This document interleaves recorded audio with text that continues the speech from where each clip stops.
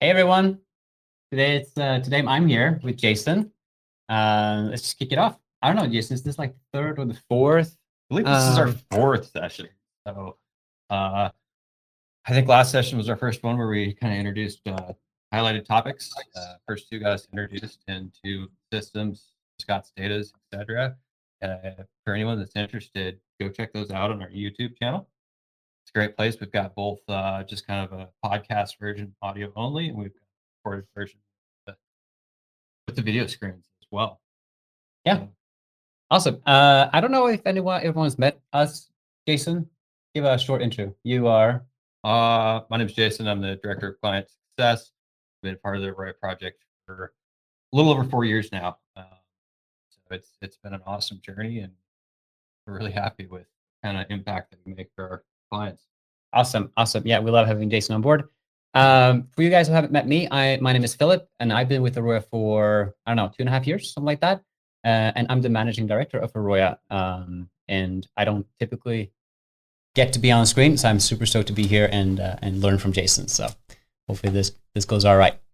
All right. So what are we going to talk about today, Jason? Yeah, so topics of the day, we're looking at task management. What we'd like to do kind of is jump into recipes.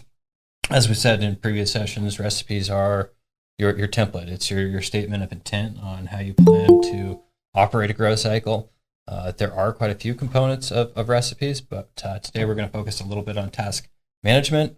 We might also dive in a little bit on how you can set up alerts, light schedules, and just really get your phasing associated with the type of growing that you're doing for each session. So when we think about how you can discretely analyze data, those harvest groups are the way that you can chunk stuff out, right? It's a growing session over time. When we talk about a harvest group, we can talk about either from the beginning of veg throughout flower, all the way through processing. So we know the inputs through the whole cycle, and we know the outputs, and that's what gives you that comparable chunk of data from cycle to cycle. Some of our clients also just kind of segmented out into the flower session, and fortunately our recipes and our harvest groups are flexible to accommodate whatever phases that you need and tie data in from room to room. Okay. So how does recipe tie in with task management?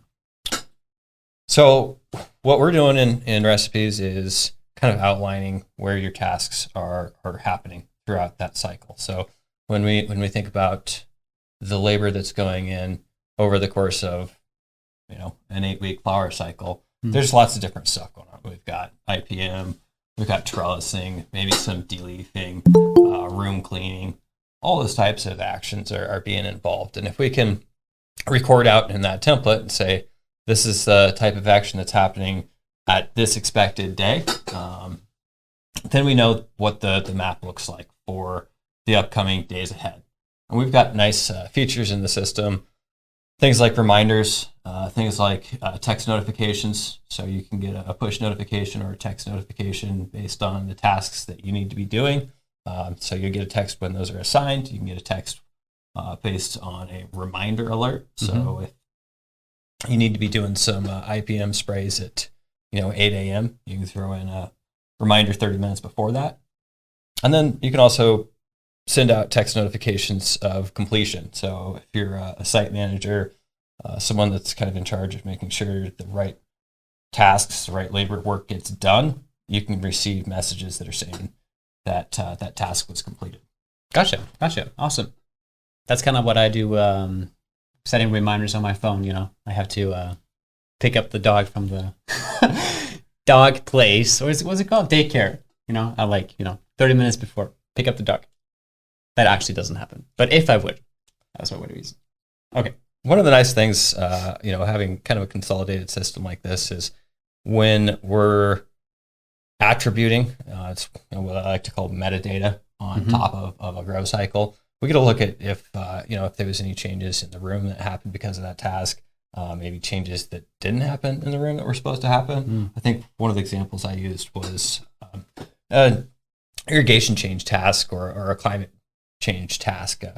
Let's say that we need to go into vegetative bulking from our generative stacking phases. Obviously, we want a reminder that says, hey, this is the day that Philip, you need to go in and adjust our Netaflex to, we'll open up our irrigation windows, right? And, the next day comes along and I see that our irrigation windows are still short. We're still in generative.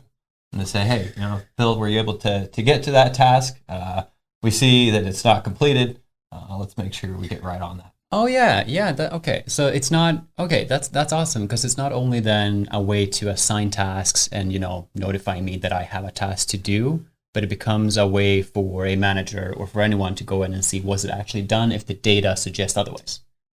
Exactly. Yep. And, when we look at how much energy goes into planning out day-to-day labors, been in a lot of facilities, worked in facilities where a manager, director of the site goes in early and puts up a whiteboard of that day's tasks, right?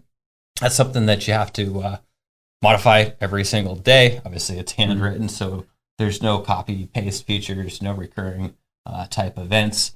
And so when we think about stuff that's reoccurring in a room, cleaning filters, maybe doing some IPM type sprays and data collection. So when we talk about crop registration, taking plant heights, doing runoff readings, a lot of these types of events, these tasks are something that needs to be done every other day, every third day, or any specific points in that session. And some of the nice features in AROYA is the ability to set up repeating tasks. And we can show that here in a minute. Let me get my computer connected. I do have a question on that. So it becomes, because as you said, like today, if you're not using a task management system, but using, I don't know, like whiteboards or whatever, manual system that you're using, obviously that's a way for you to communicate that someone has a task. But using AROYA for task management, that also allows you to tie the data, like you said, the metadata with the task. So for instance, hey, I have a task to go and check out, the flower room 1, 2, 3 or whatever, and do something in that room, maybe take manual readings. You can actually, as you're doing that task, submit your data and tie up the record, right? Sure. Not only get the record, not only are you taking the reading or doing what the task is telling you, but you're associating it with that task, which is nice. Okay. So let's, what do you say, Jason? Let's go in and show what it looks like. If we can get it working. Yeah, if you can't, just go to present. Okay, I think I'm going to jump in present mode. I don't see that it's picking up the external display here, so. That's all right. For people who have been in here before, typically Scott sits in this chair and with his laptop. Now we have Jason's laptop, which is an awesome laptop, but it doesn't present the same way. So we'll figure it out. All right. So kind of given an overview of how tasks are related, and we'll jump into talking about configuring tasks in a recipe so that you can lay those out every time. Really just apply a copy paste to when your next grow cycle is going on. So that way, you've got hundreds, maybe thousands of tasks going on at a facility over the course of months or a year. And no reason to be building those out, to be scheduling them manually, counting days, any of that type of stuff is probably more work than we want to be doing on site. That focus needs to be on the productivity of the facility, the growth of the plants, and making sure that work actually gets done. So when we are talking about tasking, it's going to show up in a couple of places. We can jump into the journal here, and the journal is a place where all of the metadata entries can be searched, they can be filtered out, scanned, completed, etc. So when I jump in to the journal manually, we're going to see everything. We also have notes, tasks, alerts, IPM, plant events, and then we've got our search bar here. And that's everything in the entire facility, like everything that AROYA encompass? Correct. Yeah. Yep. Yeah, and we can use the search bar here. So if we're looking for something specific, maybe we want to see if there's been any cleaning tasks done. And there we go, clean room. Jim got that done here last week in Flower 1. We can click on those, check out what's going on. So in this case, excuse me, we can see it was assigned to Jim, when it was recorded, when it was due, when it was completed, how long it took. And we'll jump into that when you're showing the kiosk mode on how you can pick up a task, do some task timing, etc. We can mark this incomplete. Maybe it's not as clean as we needed. And you can obviously edit it, duplicate it, or delete this task. So comments are one of my favorite parts of the way that our tasking is set up. And if I need to get in here and give some notes to somebody, maybe I just want to hit up Jim and say, maybe you can use more bleach next time. And this will send Jim a message if he's signed up for push notifications. Right. It's also going to push the record in here. And maybe Jim comes in and says, Jason, I'd love to, but we forgot to order bleach. So it becomes like an in-task kind of chat, and you can tag people kind of like other, what you would expect from a task management system to be able to do. AROYA can do similar things. Exactly. Yep. And you've got, things time-stamped, and it's just a great way to make sure that it's not like a whiteboard that's too full to put information on, right? So, this record's always there. So if we had a daily whiteboard that we're trying to get stuff done, obviously I wouldn't have any insight onto what was going on last week. Sure. So all this record information is a great way to see what has been done. Obviously there's great ways to filter this in here as well. So we could jump in and say, hey, let's filter by tasks. We could go to things that are due today. Maybe I'm only working in flowers 1 and 2, and I can see, all right, here's the stuff that's specific to these filters. So just a fast way to find the kind of information that you need. Maybe I'm leaving for the day and I want to kind of keep an eye on what I need to get done for tomorrow. We can filter that out, say tomorrow. We can say this week, just to kind of get an idea of what needs to be done. And we'll just jump into kind of how you can see these in another way. So when we talk about metadata, all these records, all these annotations, the technical term that we use is called annotations. And that just means that, hey, this is being written to the grow cycle. And what we can do, I'm just going to bring up a little bit more normal data for us. So I'm zoomed way out here, and that's why things look a little bit funny. But across the bottom, I can see 4 months worth of data. That harvest group. And if I click into this harvest group name right here in green, it'll actually show you, here's our recipe in total. We can zoom over that, and it'll tell us what day we're in, what week we're in. We can see that little outlines across the bottom here as well. And then we'll notice that there's a couple little icons underneath the graph, and these icons are denoting some type of activity.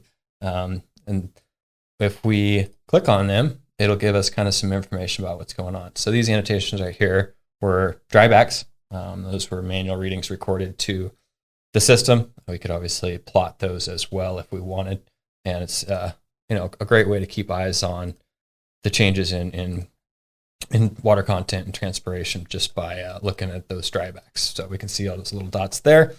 And not to get too far off tasking as the main topic today, but these annotations are just a really nice way to relate what's going on in the facility to what you're seeing in your graph. And like I said, you use that climate change example. Maybe you did some deleafing. You should see a slight change in under canopy light levels as well. Possibly if you're seeing something funny in the graph, maybe high humidity levels, let's get a task assigned to our HVAC manager on site to go check it out and see if our humidifiers are working appropriately. Yeah. So great way to kind of communicate, see data, and just get everything into one page. So it's not so much interface flipping, really being able to take care of what's going on as problems. Oh, yeah. I love that. So being able to actually see the data, I mean, obviously you're recording your data, but being able to analyze it, enter notes right into the graph with what you were thinking or what your conclusions were, but also being able to assign tasks right there and then to say, hey, this looks odd, should do something about it. This is what I want done. You should do it. kind of thing. Exactly. Yeah. And what we'll notice on the right side is the journal. It's kind of just what we call a drawer, for example. And if you don't need to see the journal, you can push the drawer over. And this is just a specified list from our main journal. This is only for flower 1 because that's the room that we're looking in right now. And we can also filter types out. So if I was looking at specifically task types, I can deselect all the other annotations. And we'll see what tasks are getting done in this room, who they're assigned to, any comments. We can click on that, see, oh, there's the comment that we were just taking. We can check out some discrepancies on bench 1. Drip was partially out of pot, fixed it, checked the rest of the drippers on the bench, all fixed. Very cool. Thanks, Carl, for taking care of our plants like that. And what we'll notice on here as well, underneath the graph, those annotations, those icons, when a task is done, it's going to be checked off. So right here, we can kind of see a quick view. All right, we missed something going on this day. What didn't we get done? Very cool. So obviously, there's different views to view and manage tasks depending on who you are in your facility. How would you, as a person in a facility, let's call that cultivation manager or something like that, who would actually add tasks and create tasks? Would they typically do that in this view? Would they do that when they create their recipe, or what do you see most frequently? Yeah, so a little over half of the tasks in the AROYA database are created from recipes, and there's good reason why. We can outline. I've seen up to 70 tasks in a recipe where every time they're building harvest groups, those 70 tasks were automatically timed in relation to when that harvest group started, and you can attribute tasks with all that information that we were talking about, so that it's set up. It's just a checklist of, hey, this harvest group is on schedule with what we need to get done. Right. Before we do jump into that page, there are other ways to add tasks. So when we're hovering on the graph here, we've got a little plus icon. This plus icon is going to be how you build an annotation. It's going to annotate it at the specific timeline that you are hovered on. So if we wanted to annotate something for earlier this morning, or let's see, 12/3 last week, we can click in here and say task, and this would just be a one-off task. And this is the task creation dialog when we're doing just a one-off, right? And I'm just going to call it example task here. Add a task description. We can put in maybe a few lines of what needs to be done. We could put a URL into some SOP that might be needed for that type of task, and we'll note there's the date time. I can change that in the dialog here if I need to. We can assign it to a specific person. So in this case, we'll just choose myself. Task type. This is just going to allow us to choose a pesticide application, which is a subtype of tasks that gives us a few more dialog options. So we're just going to do a regular task. We could say flower 1. And we can specify a zone that it needs to be done in. We can specify a priority, and then we can also add a photo. So, photo is a great way to say, oh, the dehumidifier was unplugged, and that'll kind of complete out that task. So obviously you have a lot of options to really dial in your tasks, the location, the time, the zone even, but you don't have to, right? You can just add a task saying, sweep the floors. Correct. Facility-wide. Yep. Absolutely. And you can say, click on this task is not related to a single room. Maybe it's, buy hand sanitizer for the front desk, right? It could be anything. So when we save that in there, it's going to populate our journal. It's going to populate underneath on our list there. So let's, without further ado, jump into our harvest group. And I can do that quickly just by clicking on the harvest group icon down there. We can also, that's going to take us into this production page. That production page is going to have an overview of all of our harvest groups. In this case, I went to this specific one. And if we jump into the schedule segment, this is going to show us what has been set up for this harvest group, right? And if we take a look in here, we don't have any tasks necessarily set up on this harvest group, but we could throw some in here. So let's throw some tasks in here during generative. Let's say clean filters. And there's a couple good options that are nice for this. So it's going to ask what day we want to start doing this tasks, and then you can do an add repeat. And my favorite is the custom. If it is just every day, every week, every month, something simple like that, feel free to encourage that usage. But custom is by far my favorite because I can go and say frequency. So let's go day every 3 days till the end of the phase. Well, let's just go till the end of harvest. And then we could say add task. It's going to throw it on the list. We could add another task, and it says this phase. When we use that custom option, we can actually apply it throughout the whole harvest group as a repeating if we want. Okay, so not only within, like your veg phase or your early flower, but for the entire cycle, if you will. Exactly. And so we could go in here and say crop registration. We're going to start that on the 3rd day. We're going to add a repeat, and I'm going to do it custom. We're going to go every 4 days, and we're going to say to the end of phase. And obviously these are just kind of examples that we're throwing out there. When I say done, we'll notice up here that the overview of this harvest group is seeing population of tasking throughout here.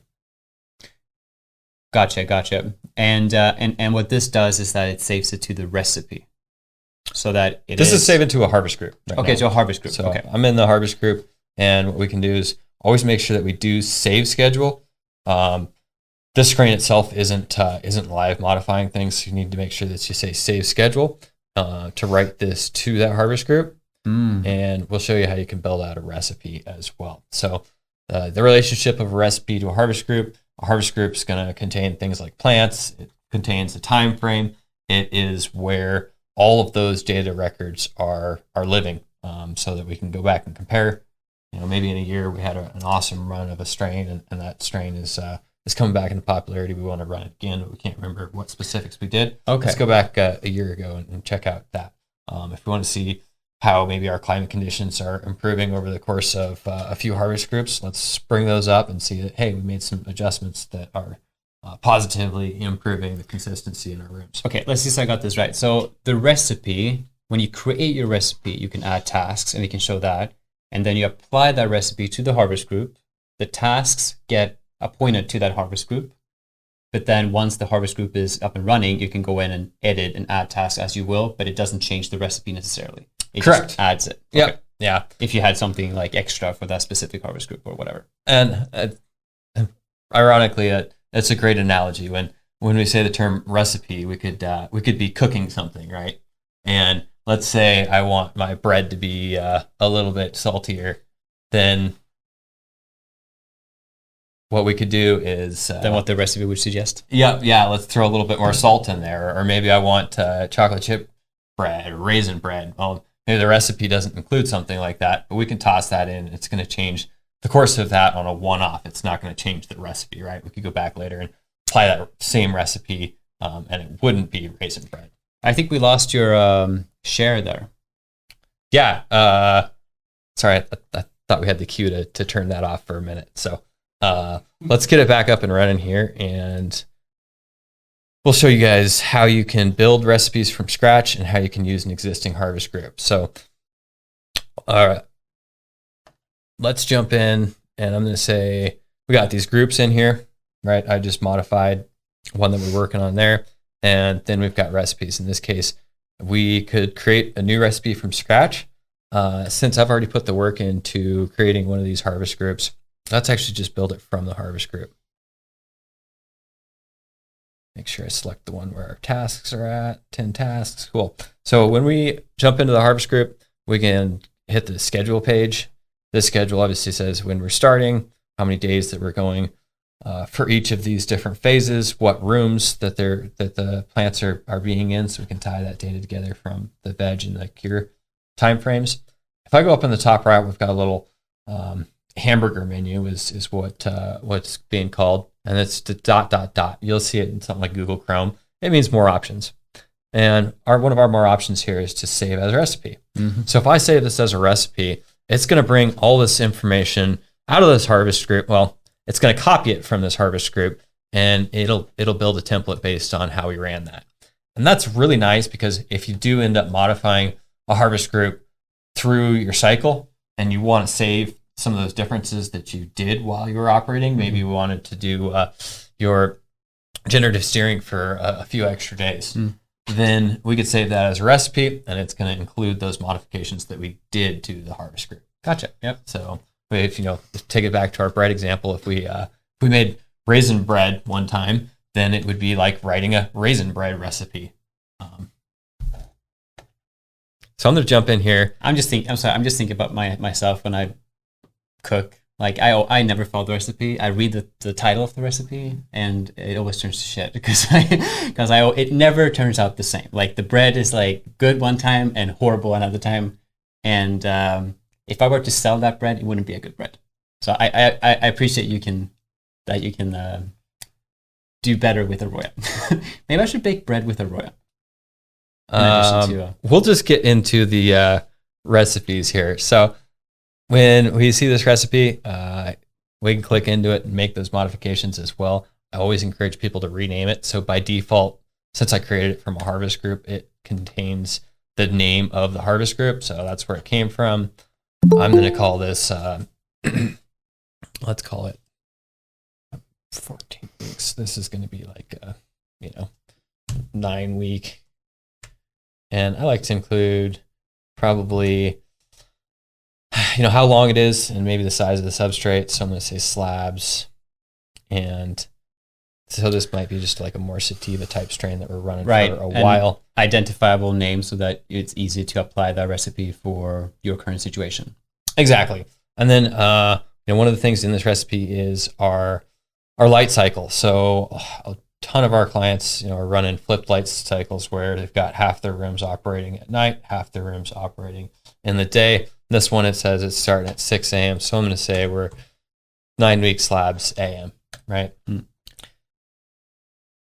then if I wanted to make a 9 week slabs p.m., we could pull out the same recipe out of the harvest group and change our light schedule to that nighttime. And then when we get into our graph, we can see that our lights are following the appropriate schedule based on the shading in the background. So I can zoom in a little bit here to say 3 days. Gotcha.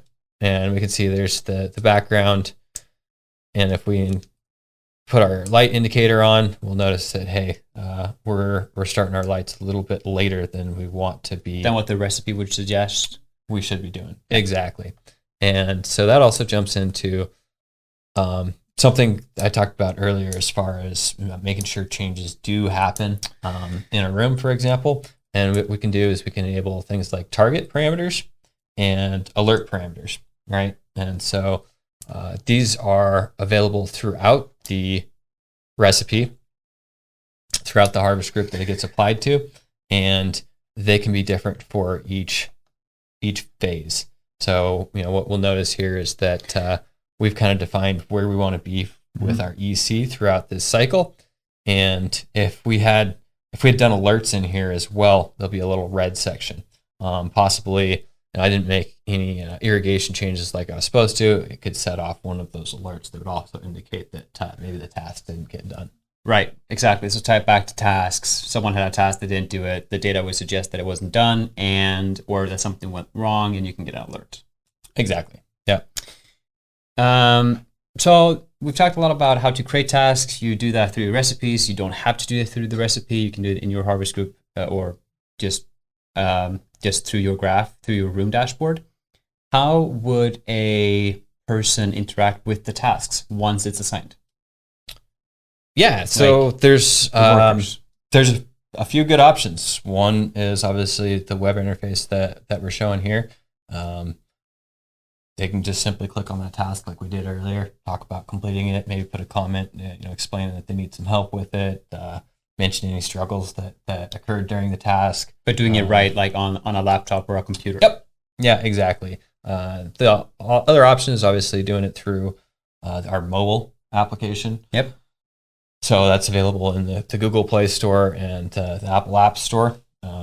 They log in like they're used to using it, and they can look at what tasks are theirs, select them off, do a lot of the same stuff as they could from the laptop. And then the last, I think you did want to kind of share with us what's called kiosk mode.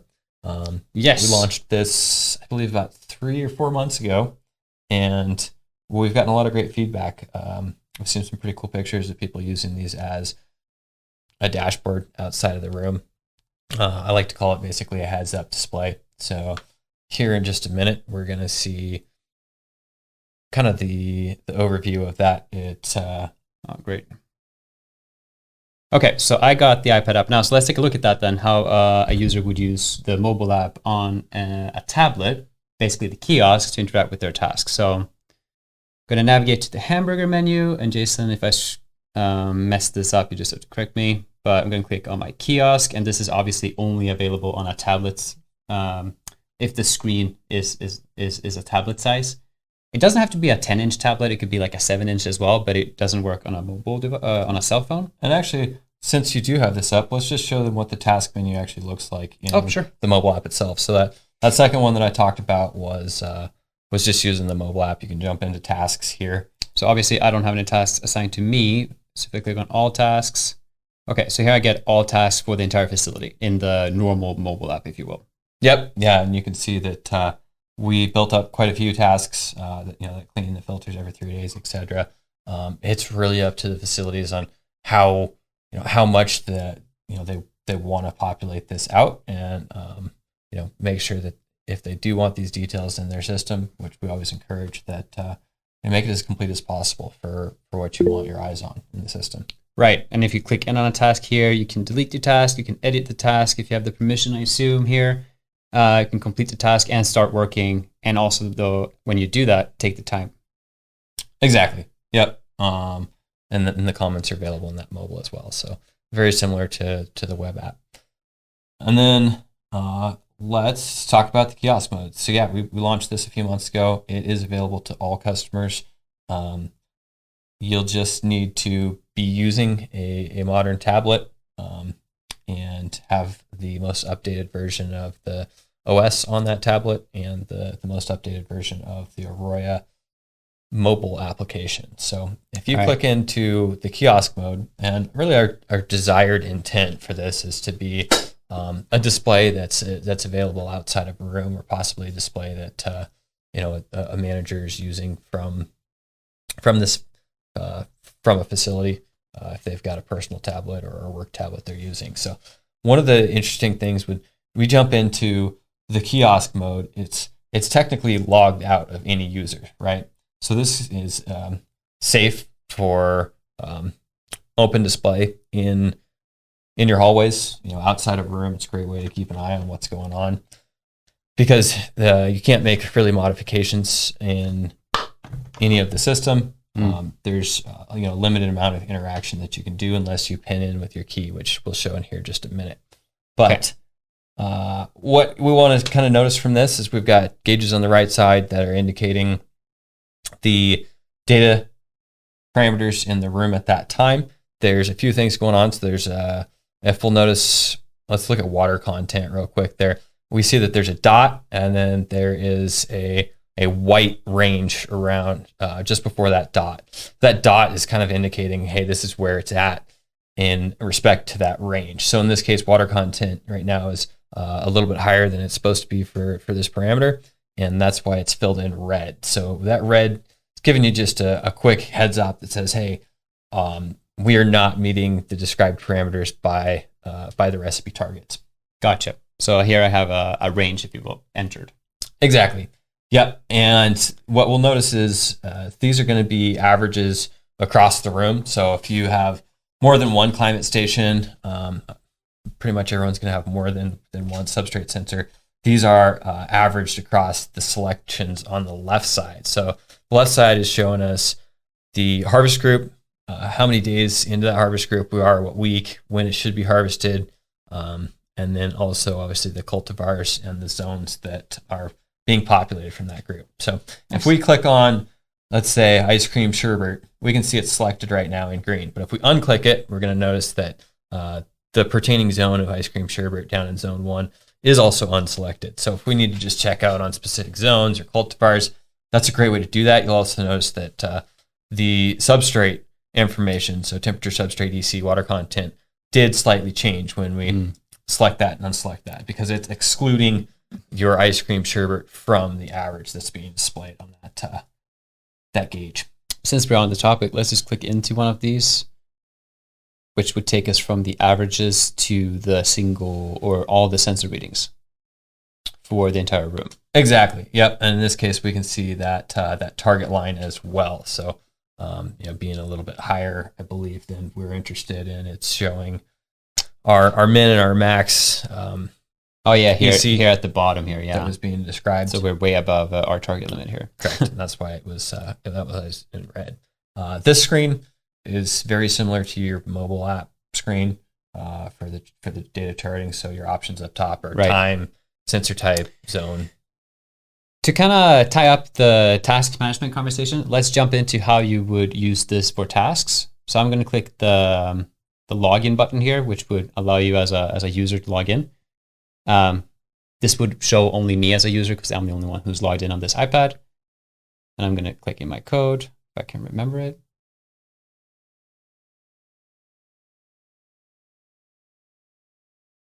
Yes.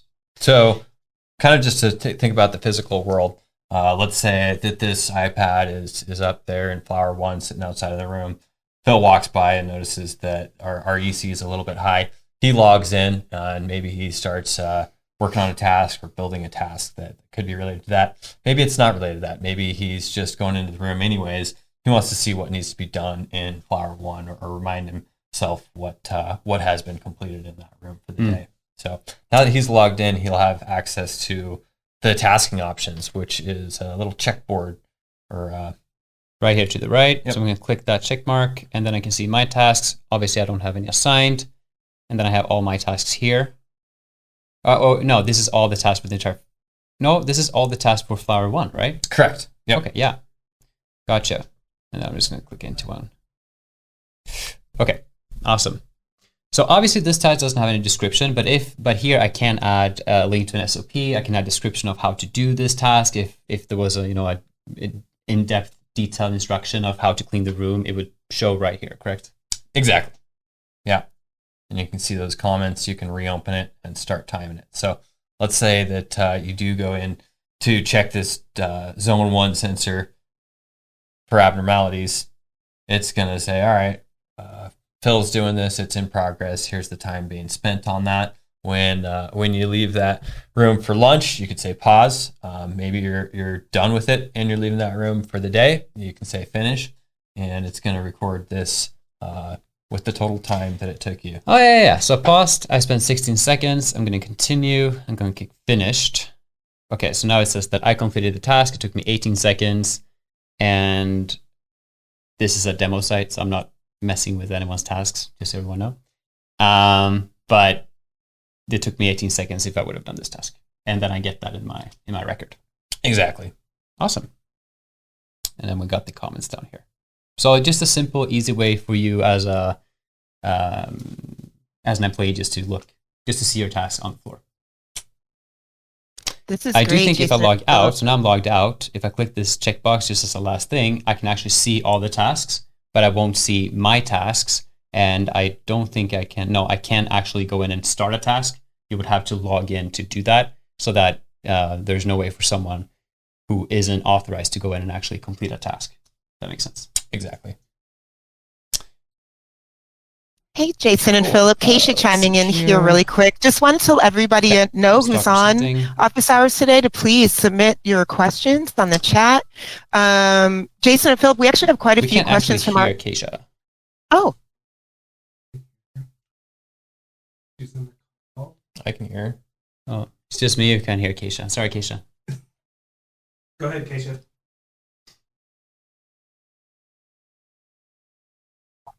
Now I can't hear you. I could hear you just before that, though. It was just Phil. Yeah, it's just me. I can't hear you. That's okay. Jason can hear you. Let me plug back in. Anyone hear me? Yeah, we can hear you, KJ. We can hear you. Jason Okay, can. hear me great. Jason just have to talk to me. Just wanted to let everybody know we are taking their questions. Please do enter them into the chat. Anything that you'd like to ask. Let me go ahead and ask one of the questions from our Instagram community. Someone submitted that their team uses a dry erase board and spreadsheets to manage daily tasks, and that seems to work. So wouldn't letting all that go to bring on AROYA take even more time? No, it really shouldn't, because when we talk about the day-to-day activities of building a whiteboard and managing a whiteboard, it's it's in one location. It's only able to be seen in one spot. So there's a lot of energy that goes into maybe remembering that stuff, maybe going back to the whiteboard, managing the whiteboard as a single physical piece. And the other thing I talked about earlier was building out a recipe. So that recipe is going to be all the tasks for a timeline. Maybe if I've got 70 tasks that needs to be done on each harvest group, every time I build that harvest group, that's 70 tasks that get built in one action of assigning that recipe. So I'm not sure that it's really fun to write that many tasks on a whiteboard. From our perspective, you can really save yourself a lot of headaches and really help organize how that tasking gets done by making it digital, making it visible where people are at, giving them reminders, seeing that it's done or not done, knowing how long it took when they record it, being able to dynamically comment as a team working opportunity. I think it's a huge improvement over whiteboards. So to answer that question simply, would it be more work letting all that go for AROYA? Absolutely not. There's probably still applications where you'll want to have a whiteboard for whatever reason. Maybe it'd be nice to have a quote of the day up on that thing. Give everybody those good vibes. Another question we have here. So deleafing is the most challenging task our team has to deal with. How can AROYA help with that? Great question. You have to reiterate the question because I can't hear, unfortunately. Oh yeah, the question was deleafing is one of the most difficult or time-consuming tasks that their team has. And I can show you here. How can AROYA help with that? Well, AROYA can help with that because you can start to get an idea of how much time that deleafing takes.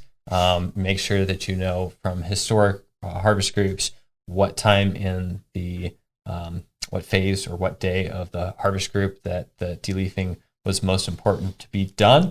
And then one of the other things is there is a solar panel on our substrate sensors, which give you a light approximation or a light indication of what's going on in the substrate below the canopy. And so when you deleaf, you can kind of start to quantize, how much of that was needed and did it turn into a better harvest group or not. So we're always talking about using these data records as a source for continuous improvement.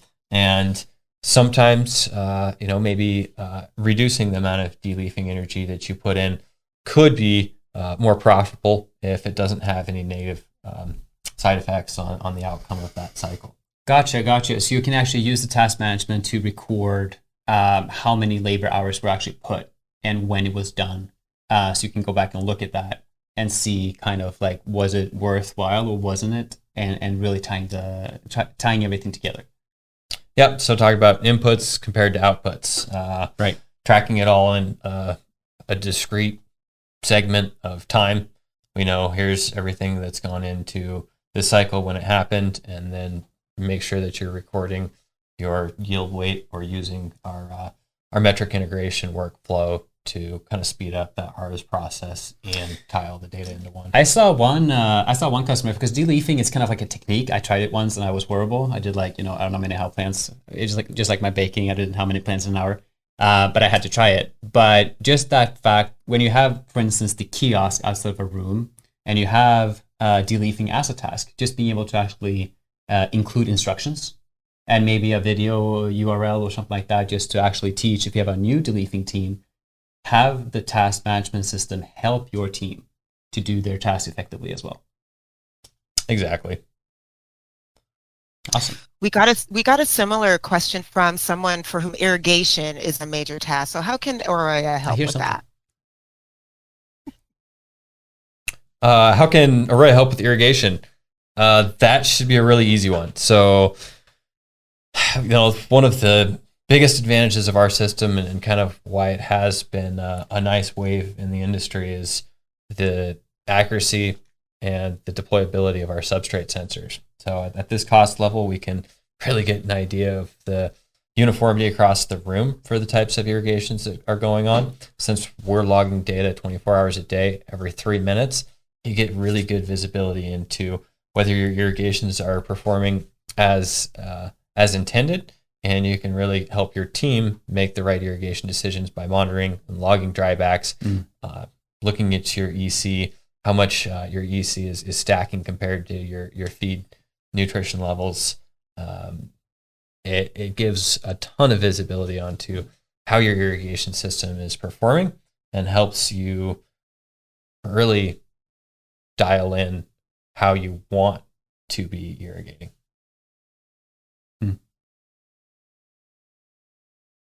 Great. And then someone wants to know how AROYA can help with managing my team. I know we talked a lot about assigning specific tasks, but what else? Yeah, so that comment feature is a great way to help your team with each other. From the staffing structure, AROYA lets you do specific types of permissions, and this was a really early feature in AROYA because we realized that the more people that can be involved with the interface, the more information we can get in there, the more complete the picture of the whole operations of the facility. And so we can have admins that are able to modify, see all the options in the system, and it's completely configurable. So you can add as many different roles as they're called, and those roles are a permissions profile. They're fully configurable by the user and allows you to include people that may not need to be seeing the data or making modifications in the system. I have something to add to that because I've been to a couple of sites now, maybe 10 or 15 or so. And what I really see AROYA do in terms of being able to managing your team is, sure, we always talk about crop steering and increasing your yields per square foot per year, and really how AROYA is the tool that you want to use to do that. But with the integration of task management and having, as you said, having more people actually use the software and use the platform, it really adds a sense of ownership and accountability to the team as well. So it's not only about managing your team, but it's managing them through giving them authority or a sense of control, because they have everything right there in their mobile app. They have the kiosk, they have the mobile app, they can go in and do what they've been assigned to do, but they have everything in the platform and they get to use it just like everyone else. So it really creates, as far as I've seen, it really creates a sense of happiness, if you would, a sense of control, because I know what I'm supposed to do. It's right here in my pocket. I got the descriptions right there, and it helps you manage your team by helping the team manage themselves, if you will. So Sure. less energy goes towards actually telling the team what to do, writing on those boards. Like, you can do it all right there in AROYA. Yep, and it definitely empowers people to be making the right decisions. Exactly, empowering people. So, a great example of this would be maybe some foliar spray that was happening late in the day. Let's say that yesterday someone misinterpreted the whiteboard, for example, and they went in and did some defoliation or some foliar spray, and they didn't cross it off. They didn't use the AROYA data record, so there was no indication that it got done. Maybe I came in today seeing that, hey, this is something that needs to be done. If I go in the room and do it twice, that's obviously a waste of materials, labor, and probably not a great thing to be doing to your plants. If you're using AROYA, obviously, even if you didn't check off the task, we could see with the lights getting turned down and or that humidity increasing that there was probably some foliar activity going on in there. Gotcha. Yeah. Great. So we have just a few more minutes here for anybody who would like to submit their questions in the chat. We would love to get to them before the end of the broadcast. But I do have another question from our Instagram community. I'm getting ready to set up task management with AROYA for the first time. Where do you recommend I begin? I would recommend you kind of collaborate the tasks that you think are going to be happening. So collecting your previous documentation and building out a recipe for what all of that information is. So maybe if you are coming from a whiteboard, start capturing on a daily basis what's going up on your whiteboard. What day of the cycle is that happening, and populating those into your recipes. By the time you're done with that first harvest group, everything from your whiteboard is now into AROYA. It gives you just a great spot to be productive. Okay, so basically start with the repeatable tasks, the tasks that they know goes into every harvest kind of thing. Exactly.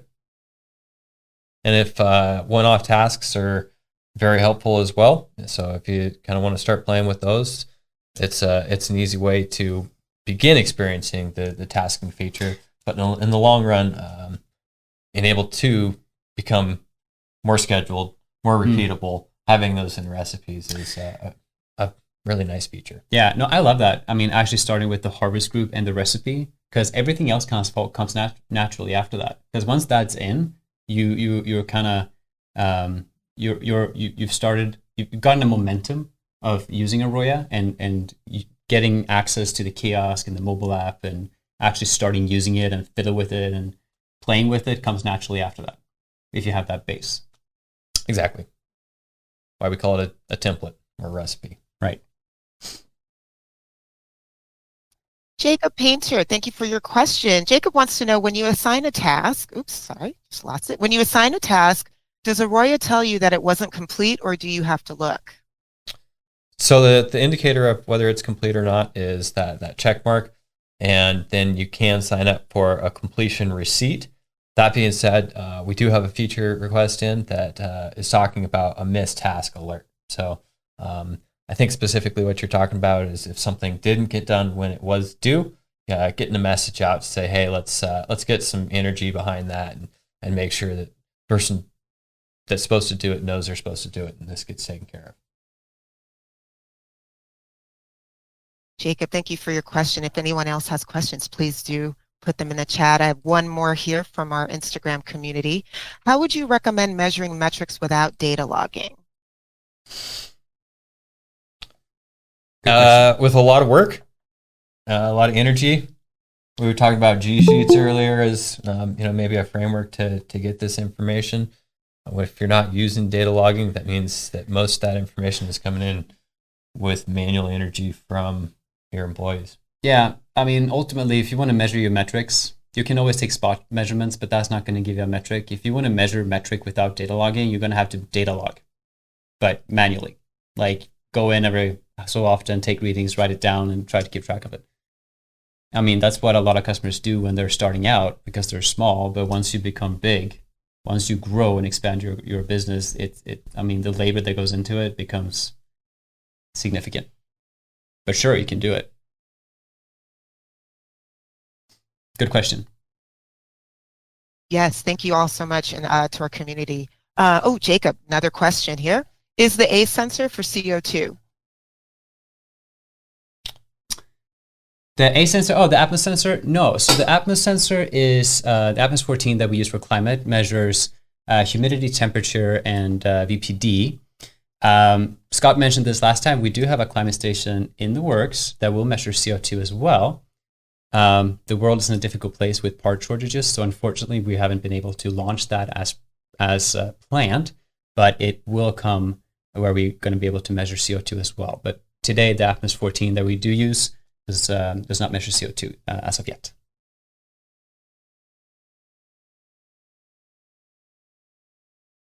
Great. So Jason and Philip, those are all the questions we've had submitted so far. Everybody who's on the call, we do have a few more minutes if you have any other questions, but any final thoughts to close out our task management discussion? I love task management and the features that we built. It's always fun listening to Jason explain how it works. So I'm just very thankful that I got to participate and as a guest here in the office hours. And if you're an AROYA user and you're not using task management, I strongly encourage you to do that. Try it out and see how it works. Jason? I think we've covered most of the task management pretty well. I wanted to thank the audience and any of the viewers out here for spending the time to check this out. If you enjoyed this content, get on our YouTube channel, check that stuff out, jump on our Instagram, see the material that we're hitting the web with, and check out our system at AROYA.io if you're not a user already. If you are one of our clients, we'd love to hear from you. Tell us about what's working well, what you'd like to see in the system. So hit us with any of the questions that you have, and just we always enjoy your engagement. Awesome, Jason and Philip, thank you so much. Philip, nice to have you. Thanks for joining us as our special guest this week. And thanks to everyone who joined us for AROYA's Office Hours Live. This is your time. If you have any questions about AROYA, how it can be used to improve your cultivation production process, any topic you'd like us to cover in future sessions, feel free to let us know in the chat, or shoot us an email at support.aroya@metergroup.com. And of course, you can always DM us on Instagram. We definitely want to hear from you. We record every session. We will email everyone in attendance a link to the video from today's discussion. It'll also live, as Jason mentioned, on the AROYA YouTube. Please like and subscribe. And then, of course, if you find these conversations helpful, feel free to share the video with anyone else who also may find this information useful. Thank you all so much, and we'll see you next week. Thank you.